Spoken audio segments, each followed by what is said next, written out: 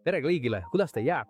Täna näitan teile parimat meetodit, mida ma tean, et juurdada pistikuid praktiliselt ükskõik millisest taimest, mis teil kodus või aias on. Ja kui ma ütlen ükskõik millisest, siis ma mõtlengi ükskõik millisest.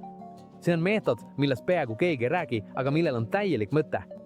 Ja mis kõige parem, te ei pea kasutama mingit erilist juurdumispulbrit, ei läätseda vett ega mingit imelikku segu.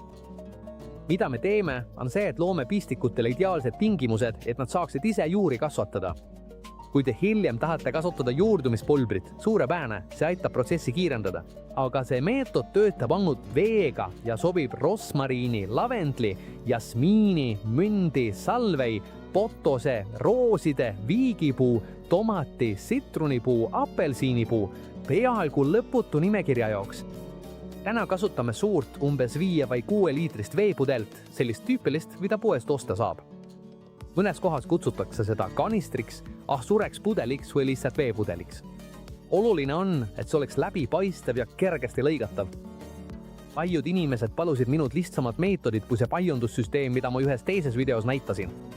Seega täna toon teile selle vaiksema ja käepärasema versiooni, mis sobib ideaalselt kodus tegemiseks materjalidega, mis meil kõigil käepärast on.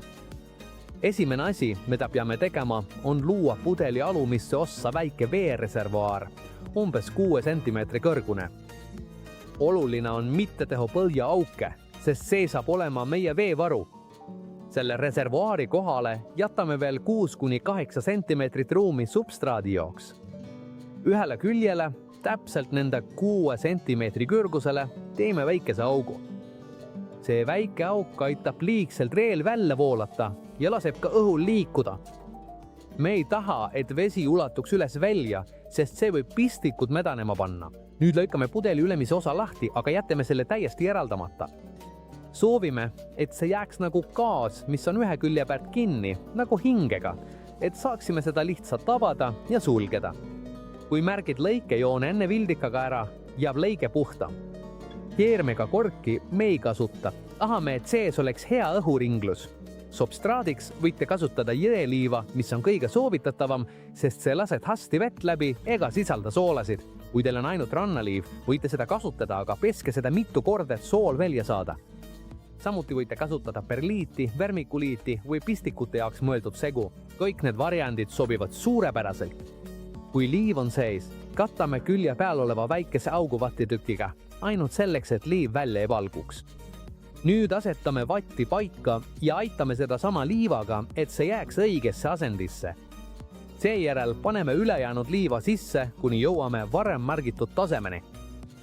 Vatt laseb veel ja õhul liikuda, kui takistab substraadil välja tulemast. Seejärel täidame põhja veiga, kuni see hakkab külje peal olevast august välja tulema. Sel hetkel teamegi, et veetase on täpselt seal, kus me tahame. Kontrollige, et auk ei oleks ummistunud, sest kui see kinni läheb, taitub sisemus liigselt veega ja pistikud võivad mädanema minna. Nüüd läheme edasi pistikutega. Selles videos kasutan ma rosmariini, mis on üks tänulikum taim alustamiseks. Ideaalne pistiku pikkus on umbes 10–15 cm. See ei pea olema pliiatsi jämedune. Piisab, kui tegemist on terve poolpuitunud oksaga, mis pole liiga roheline ega liiga kõva. Eemaldame alumised lehed, jättes alles ainult ülemised.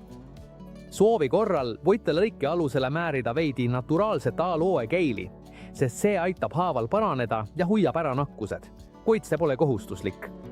Seejärel torkame pistiku liiva sisse, kuid mitte pudeli põhjani välja.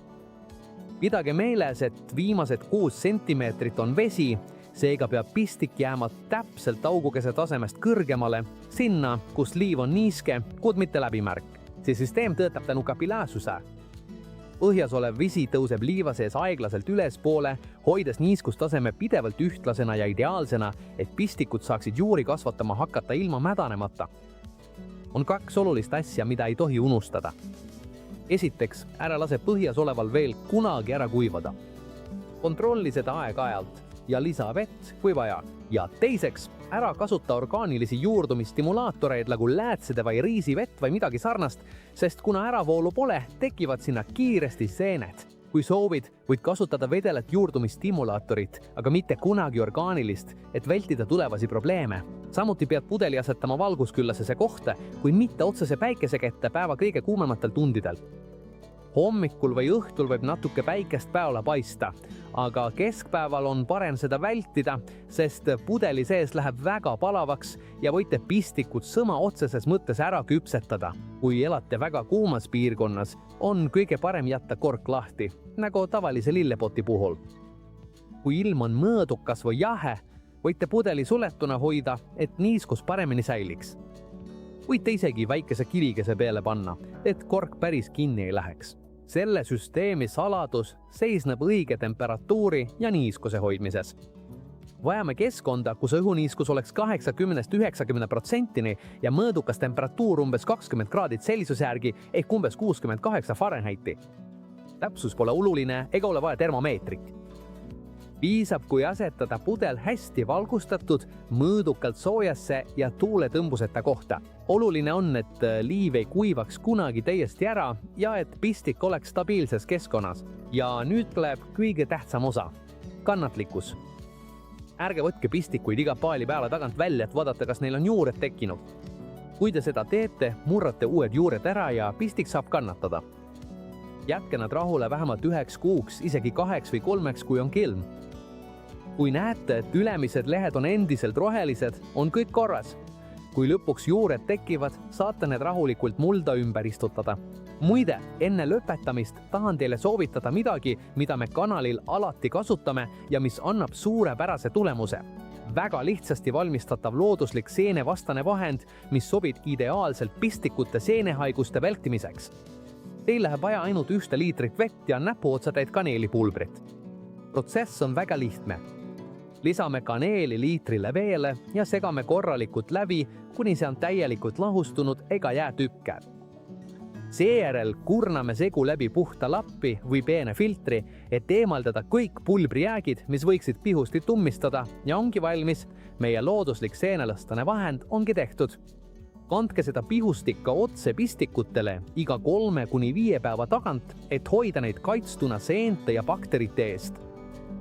See väike samm aitab väga palju pistikute tervena hoidmisel, hoiab ära hallituse tekke ja parandab märgatavalt juurdumise protsenti ja ongi valmis. Lihtsa veepudeli ja natukese liivaga saate ise kodus teha väikese pistikute paljundusjaama, omamoodi ise kasva poti pistikute jaoks. Selle süsteemiga saate paljundada rosmariini, lavendlit, salveid, jasmiini, münti, roose, viigipuud, tomatit, taimi, tsitruselisi. Põhimõtteliselt mida iganes soovita. See on lihtne, soodne ja väga tõhus meetod. Lisaks, kuna see on väike, saate seda hõlpsasti liigutada ja niiskust ilma probleemideta kontrollida. Kui teile see video meeldis, pange meeldib, tellige kanal ja kirjutage kommentaaridesse, millist taime te esimesena proovite. Eriti soe tervitus kogu Ladina-Ameerikale, kes meid väga palju jälgib ja loomulikult kõigile hispaanlastele ning kogu maailmale. Kohtume järgmises videos ja soovin teile väga häid pistikuid.